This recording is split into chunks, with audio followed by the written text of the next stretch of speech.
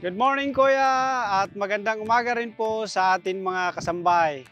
Ako po si Ariel Kilbas, isa pong bee farmer dito sa New Zealand. Ngayong umaga, ipapakita ko po sa inyo kung paano mag-put up ng maliit na bee farming business New Zealand style. Ang beekeeping dito sa New Zealand ay sinasabing nag-umpisa noong 1839 at naging commercialize siya noong 1878. Malaking industry ang beekeeping dito sa New Zealand. Noong 2021 nakapagtala sila ng $515 million exported honey at sila ay tinaguriang largest exporter ng honey sa buong mundo. Nakilala globally ang New Zealand honey dahil sa Manuka honey na sinasabing maraming health benefits. Ang Manuka tree ay native dito sa New Zealand.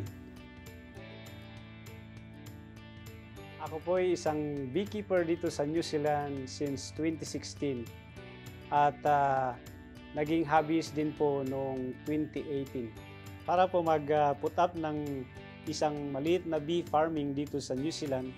Kailangan po natin i-register yung ating beehives. Kung meron po tayong mahigit 10 na beehives, i-register po natin ito sa the management agency. Sa pag-umpisa po ng pagkakaroon ng beehives, ang isang beehives po na binibenta dito sa New Zealand ay nagkakahalaga po ng $300 to $500.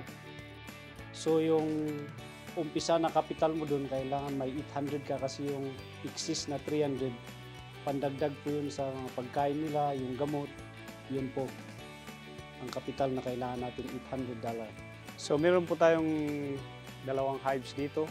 Ito po ay Knox. So ito po ay 5 framers Knox. At ito po ang tinatawag na standard.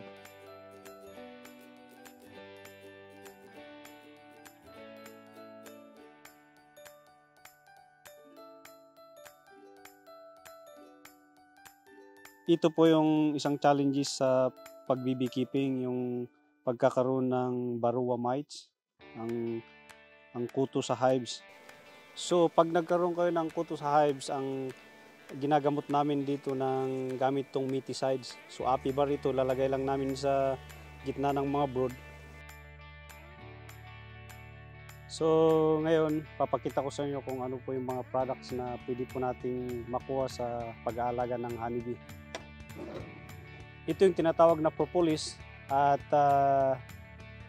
kinukulikta ito para gawing mga gamot sa sugat. So ano po to, may antibacterial properties na ginagamit sa paggawa ng gamot po, lalo na po sa mga sugat. So a kilo po nito ay $300. Yun po. So yung propolis ay galing po ito sa dagta ng mga kahoy, mga halaman.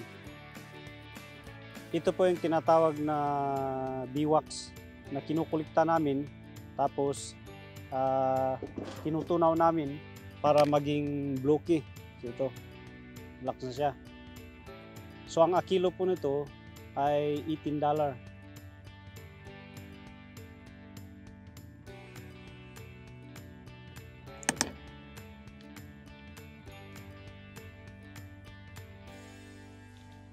Ito na po yung honey.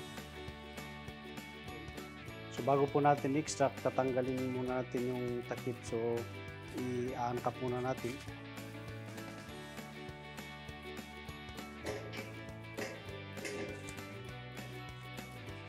So yun po, kailangan po natin ikutin para yung mga honey na nasa frames tatalsik sa gilid, tapos may ipon dito sa baba. Ang bintahan po sa Manuka honey ay annually, kasi po ang pag-harvest po ng honey is annually din po. Ina-harvest siya pag summer, tapos yun na po. Meron po silang tinatawag na UMF at saka NGO. So itong UMF, Unique Manuka Factor, ito po ay grading system dito sa New Zealand. Pag meron kang Manuka, kailangan kang magpadala ng sample sa mga testing laboratory. Sila po yung mag-grade ng ito, sila maglalagay. Tapos yun po ang i-sticker mo dito sa honey mo. Tapos doon magbibis ng pricing. So yung 5 plus na manuka, ang pinakamura na price is $30. Tapos yung aabot po sa 28 plus na manuka, yun po yung mahal, yung 1 kilo. Aabot po siya ng $230. Sa tutubuin po natin sa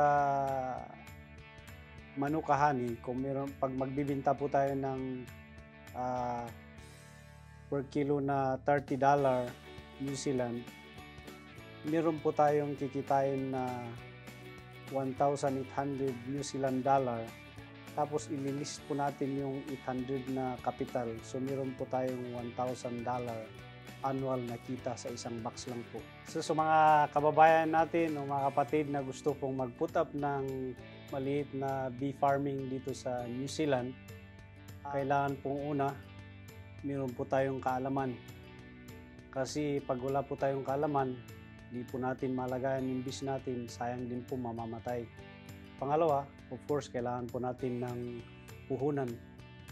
Kasi ang beekeeping kasi, yung lagi po tayong bumibili ng mga gamit na ginagamit sa pag-aalaga ng bees. At last po ay kailangan po meron po tayong pag-ibig sa ating pong mga ginagawa. Kasi kung wala po tayong pag-ibig sa ating trabaho, wala din pong silbi, hindi magpupus po yung ating beekeeping business. Yun po. Alam po natin na ang mga bees ay dependent sa nature at ang nature ay kontrolado ng Diyos.